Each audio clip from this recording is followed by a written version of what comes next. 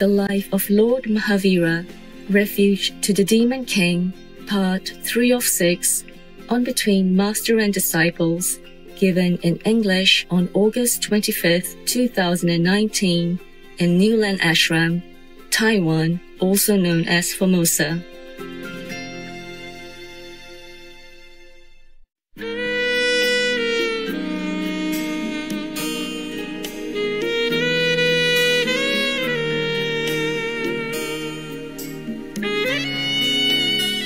As I told you before, I wasn't ashamed to have told you that some of my so-called disciples are still at the hell level. Did I tell you that? Yes.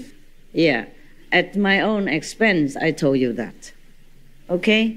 And I try a lot still, but they still, some of them have not came out of their own slumber. Okay, huh? So please, this is difficult for you to know who is who. Yeah? Heavens know, and they always tell me, okay? Even if I don't see it, they tell me. They point out this, that, and even tell me the names. So you do not think that you're alone in bad or good situation. We are transparent to the whole universe, okay? There's nothing we can hide, really. Not to talk about people who has magic or who has this clairvoyant eye that they can see your aura to know what kind of people you are, okay? Your magnetic field says everything. Your aura says everything. Not to talk about that. Talk about invisible beings, the heavens and hells even. They see you all. There's nothing we can hide except ourselves.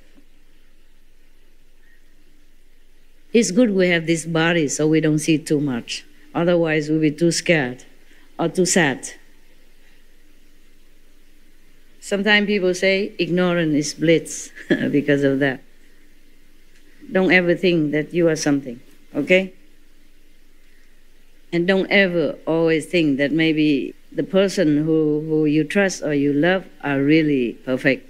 Not necessary, okay, huh? Yes. Because sometimes the person you are so-called maybe in love with, okay, that cannot be helped because you may be enemies, past life, then love at first sight, chup. Then don't blame me if the lover cannot come to New Land. It's for your good also, as well as good for everyone else here. Because you cannot see it. You cannot see it outside. He look the same like you, and could even talk sweetly, and maybe volunteer to do many hard jobs. Nothing like that counts in the eyes of heavens. In the eyes of heavens, saints, only the inside counts, okay? Just like we practice the Kuan method. We practice only inside. Nobody see that you practicing anything. You don't even have big prayer beads. Yes, you don't have even any clothes to signify that you're something different. That they have been monks, and none, I don't mean that, okay? They have been before they met me or after they meet me. That doesn't matter. That's their choice, okay? But doesn't mean that signify that they practice Kuan method even. They just stay in any temple or go out, people think they're just a monk and nuns, yeah? And you practice inside. You see the light inside, you hear the inside nature. Nobody see nothing. Nobody know who you are. Because inside, that counts. The Buddha say you turn yourself inward to hear your own nature. He didn't say use your ears to hear music outside.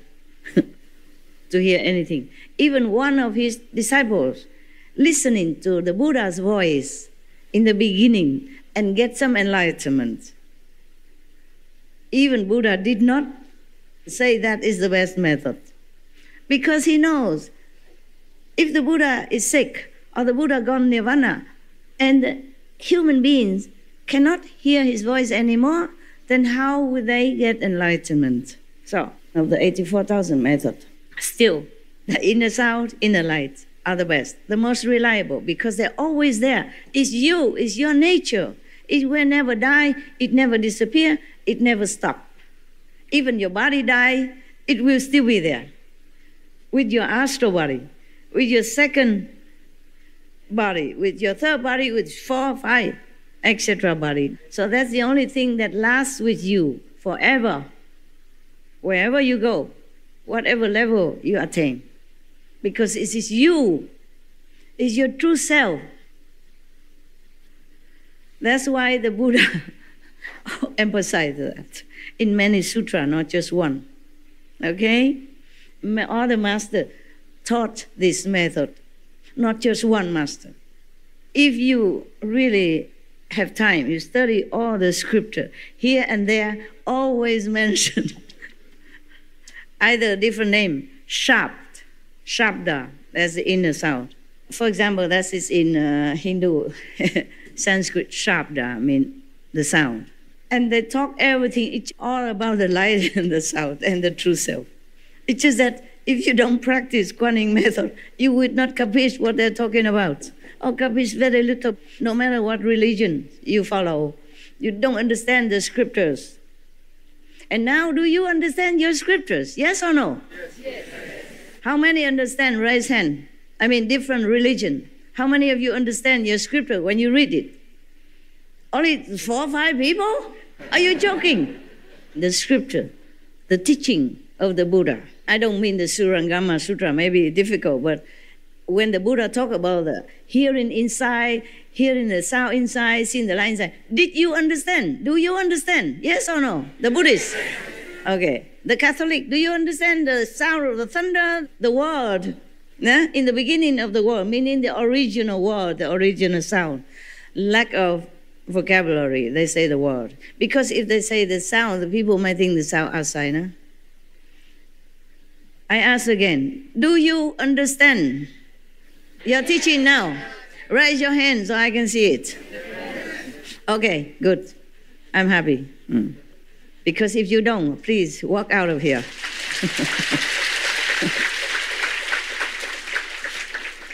Because up to now, if the people who practice many years still don't understand the Buddha's scripture, I mean some simple one when he talk about only the light and sound and self-nature, then please just walk out of my greenhouse. My palace, yeah. Oh, God. Or the Christian even, if you don't understand Jesus talking, even if they censor a lot, they cut a lot already, still here and there you find it. God talk, God's voice like sound of thunder, and God appear like flame, like a bush, flame in the bush, but the bush don't burn. Huh? Yeah, thing like that. My God. Okay, I know. I'm not all well, but when I'm talking to you, I'm very energetic like that. I'm all in. Nothing else in my mind. Nothing, absolutely nothing, except this, except you and the present moment. Lucky I'm not running for president of any country, hey? Yes. Yeah. I beat them all.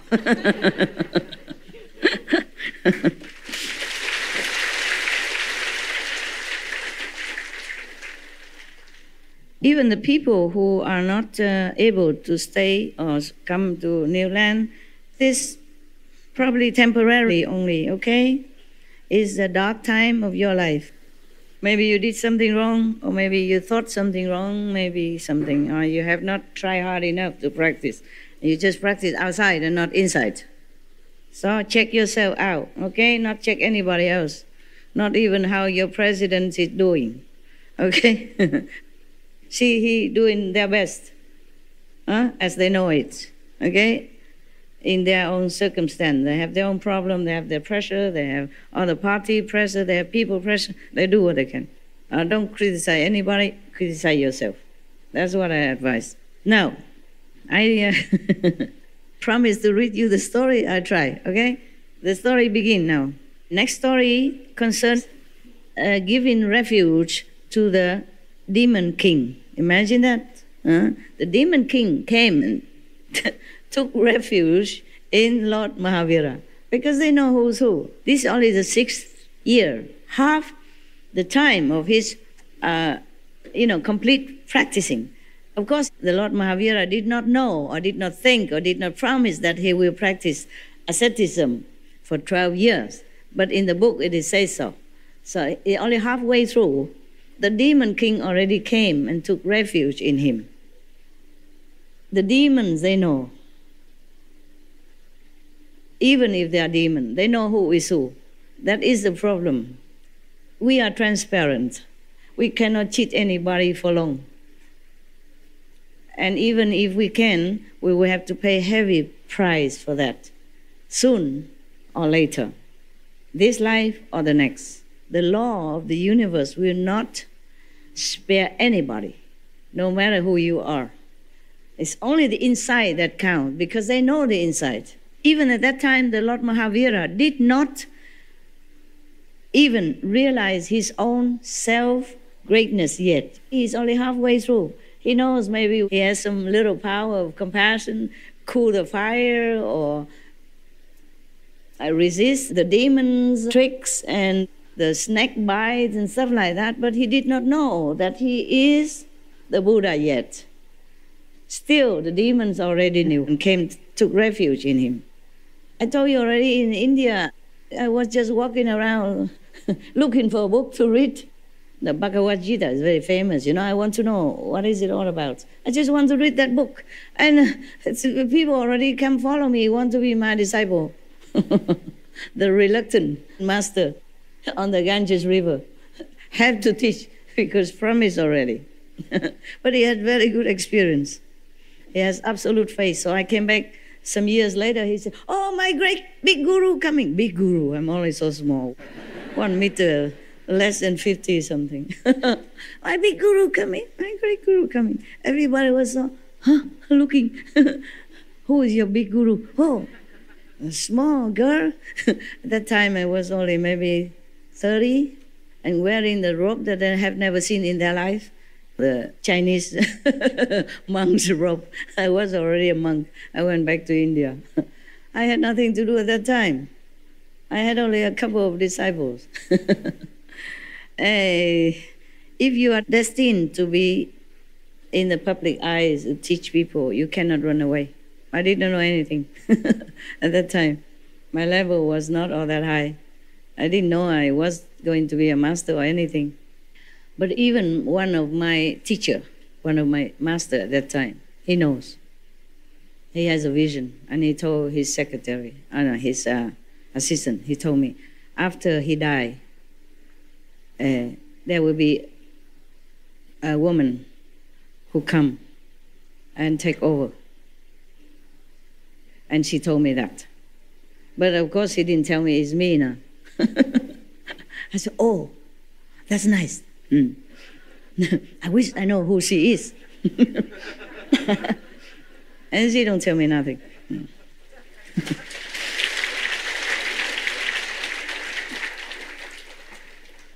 And then, I don't know, somehow word gets out. So many of the Sikh, many of the disciples, residents in that ashram at that time, they come praising me or bow to me. It scared me to death. The old man with beautiful white dignified turban and long beard, white like this, white hair and white long beard, come and prostrate to me. My God, I was so scared. I run away. I dropped my newspaper. I'd run away. Yeah. Maybe word got out. Yeah. This secretary of that master, she could not keep secret. That I knew. Yeah. But she kept secret to me. She just say that, but she don't say nothing more. But she always check on me, At night, she always came in my room. I see when I'm still writing or doing something. She said, "What are you doing?" I was a little bit kind of awe of her, She's a master closest, And it's been a long time, and she's big and German, Wow. Long blonde hair and big and very muscular, and I am very small, black hair, and new, just write some letters for the master, have no position in the ashram, and always came late for lunch and dinner, and I'm always hungry, and always want to have some chocolate and never can. All money offered to master. I thank God for that, but I had no money to buy even a piece of Indian sweet. When you don't have enough food, you will crave for sweet. Make sure you eat enough, okay? Don't be too ascetic, because you need this temple, okay? You need it. You need it. Just don't eat for greed and gluttonous reason, but eat enough so that your body function, okay? So they can use all the energy to concentrate on the inside. Because if you don't eat enough, your body craves for something. Your mind is busy thinking of food, and you can hardly concentrate. The Buddhas and his Sanghas are different. They live in different time. Okay? At that time, there's no pollution, not much temptation, not much of the so-called civilization that can bother them too much. Okay? They don't know what Mercedes is, so they cannot even want it. The best is just to sit in a horse car. Everybody has that. Or a horse, even the best horse is just a horse. Okay, look like every other horse outside. It's not much to tempt you. Being a monk at that time, they must go out for alms. That is a normal procedure of that time, okay?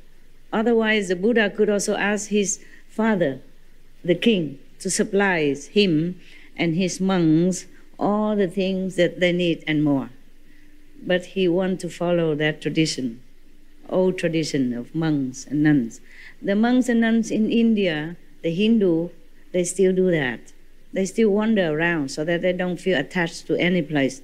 And they receive alms whenever they have. If they don't have, they just go hungry.